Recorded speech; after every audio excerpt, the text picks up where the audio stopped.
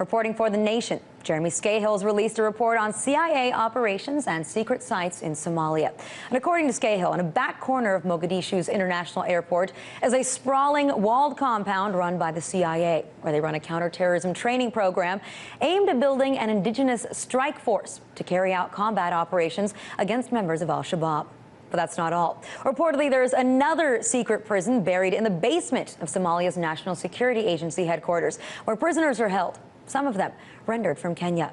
And although the underground prison is officially run by the Somalis, U.S. intelligence personnel pay the salaries of intelligence agents and also directly interrogate those prisoners. It's direct evidence of an expanding U.S. operation in the country, and also a continuation of Bush-era policies carried out by the Obama administration. So just how many resources is the U.S. putting there? And does this mean that our counterterrorism policies really are reaching worldwide proportions? Or earlier, I caught up with Jeremy Scahill, national security reporter for The Nation magazine and author of the book Blackwater, The Rise of the World's Most Powerful Mercenary Army.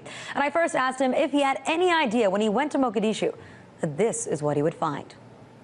Well, I went there as part of an investigation I'm doing into U.S. targeted killing operations, and my original intent in going there was to look at the way that the Joint Special Operations Command was engaged in targeted killing operations inside of Somalia. Within a couple of days of arriving in Mogadishu, I received information that indicated that the CIA had just set up a secret counterterrorism training base at the airport, and then I met a man who told me that he had been in a basement dungeon prison in a facility where there were also CIA operatives, and that's how we started our investigation. So yes, we were looking into the idea of targeted killing and covert ops. No, we did not know that the CIA was using a secret prison there or had set up a new base at the airport in Mogadishu. Well, so can you tell me a little bit more about these compounds, starting first at the new base at the airport? Is this something that's really closed off and secretive, or is it just out there in plain sight for all to see? Well, it's probably the most poorly kept secret in Mogadishu, if it is secret, because everyone from the kids chewing cot leaves on the street to senior government officials certainly knows that the CIA has set up a base at the airport. In fact, you can see it from the tarmac as you're standing there waiting to board planes or as you get off the planes. It's a fairly big compound with walls that guard it, guard towers in all four corners. And the reason it caught my attention was because it looked very much like the U.S. forward operating bases that I've seen in Afghanistan and elsewhere. And then when I started talking to government officials from the U.S.-backed Somali government and intelligence officials on the ground, I discovered that, in fact, it was a CIA base and that they were training and paying Somali counterterrorism agents, and they're trying to set up an indigenous strike force capable of doing targeted kill and capture operations against the militant group Alshabaab.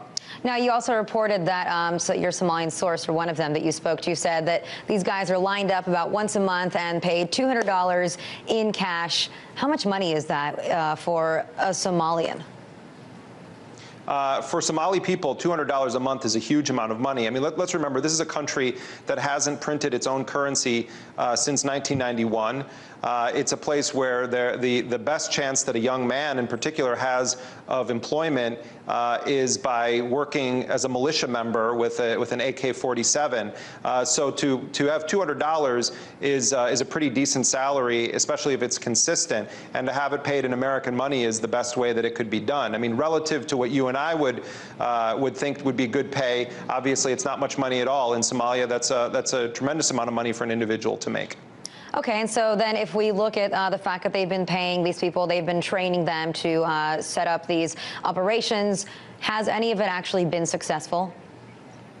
I mean, I think the U.S. so-called counterterrorism approach in Somalia has relied on two primary things. One is the U.S. is doing unilateral strikes using JSOC or the CIA in rural parts of Somalia, and in some cases, civilians have been killed, making the Shabaab even stronger and angering local populations.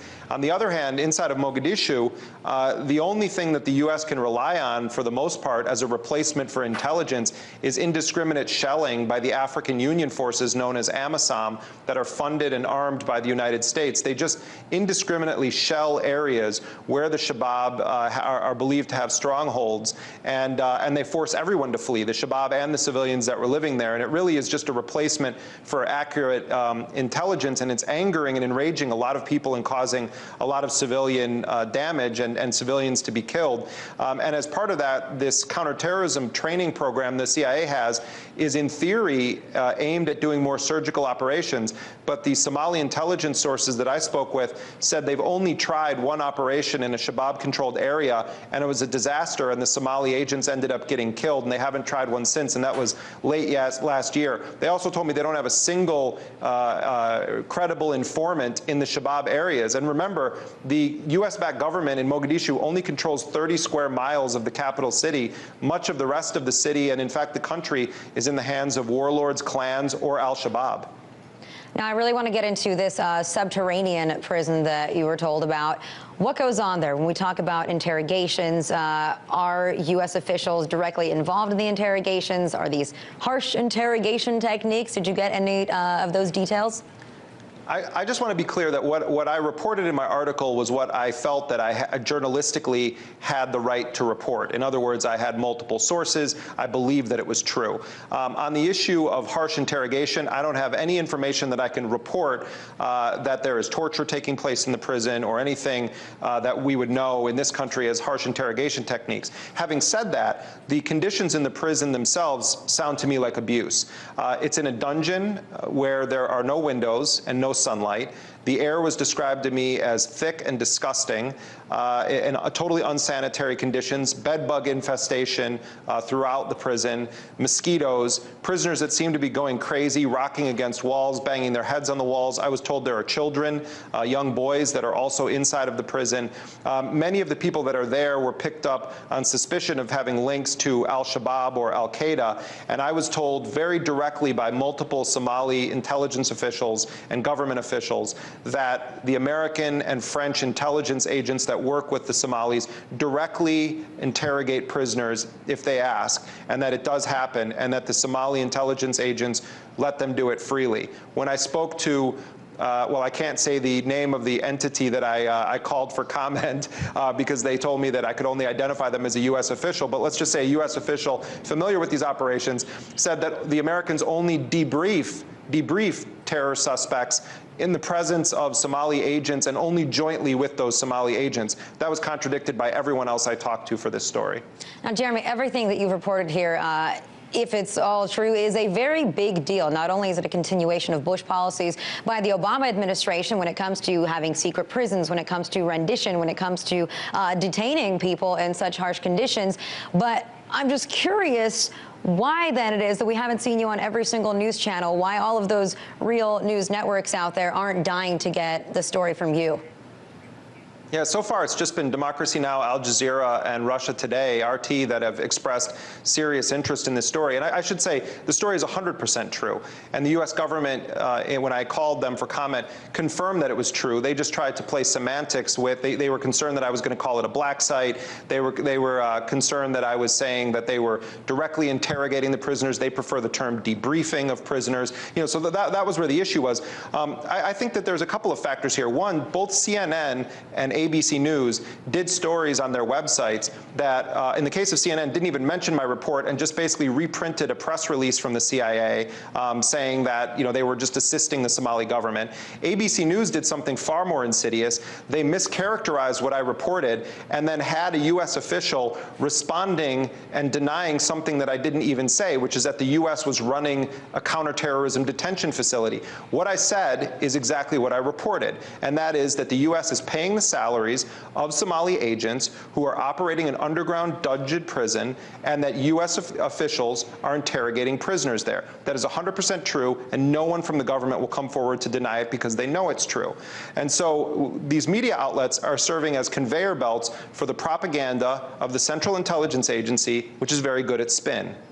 Now, lastly, I just want to ask, there have been some critiques out there, people that say that you disclosed national security secrets, that you could be putting Americans at risk. What's your response to all of that? Our counterterrorism policies in many of these countries are putting Americans at risk, especially when we kill civilians. But specifically on the issue of these sites, the CIA needs to investigate their own operational security, because when a kid chewing cot leaves on the street knows where your headquarters is, that's not good operational security. When you can see it, when you fly into the airport, that's not good operational security. So if anything, I think that this should be used as a wake-up call for the CIA to examine its own operational security procedures. Everyone knows about this, including journalists who just for some reason have decided not to report on it. But it's the worst kept open secret in Mogadishu. All right, Jeremy, well, I want to thank you very much for joining us tonight. We're so happy you could make it on the program, and very happy that there are people like you out there reporting on these stories. Thank you.